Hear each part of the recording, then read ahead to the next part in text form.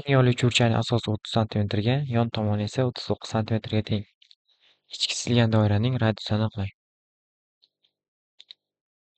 Demak, bizda ABC uchburchagimiz teng yo'l uchburchak, yon tomoni 39 santimetr, asosi 30 santimetrga teng. B uchidan uchburchakning balandligini tushiramiz. Teng yo'l uchburchak bo'lgani uchun asosini teng ikki qismga ajratadi, ham mediani, ham sektorisi bo'ladi. Hop, dastlab uchburchak B1C dan Pifagor teoremasiga ko'ra balandligini topadigan bo'lsak, demak 39 kvadrati minus 15 kvadrati tenglik. Hop, 24 ko'paygan 54.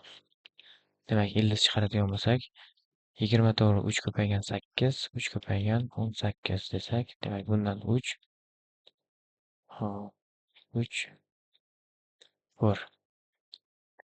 Ya'ni 36 yildiz chiqadi. Balandligimiz 36 ga teng ekan.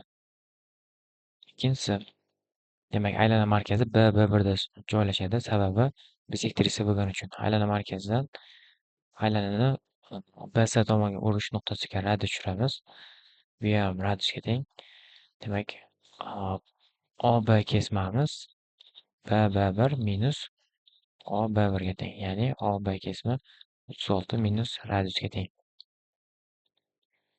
Hop, bu yerda alfa deb dastlab sinus alfamiz qarshi katetimiz radiusga teng. 2 butunzamiz 36 minus radiusga teng. Demak, radiusi 36 minus radiusga nisbatan. Katta to'g'riburchak uchburchakning qarshi katet 15, 2 butunzamiz 39 ga teng. Demak, 15 ga 39 ga nisbatan. Proporsiya qilib olsak, 39 ta radiusimiz, demak 36 ko'paygan 15 minus 15 ta radius. Chap tomonga qilsak, 54 ta radius teng bo'lyapti 36 ko'paygan 15 ga.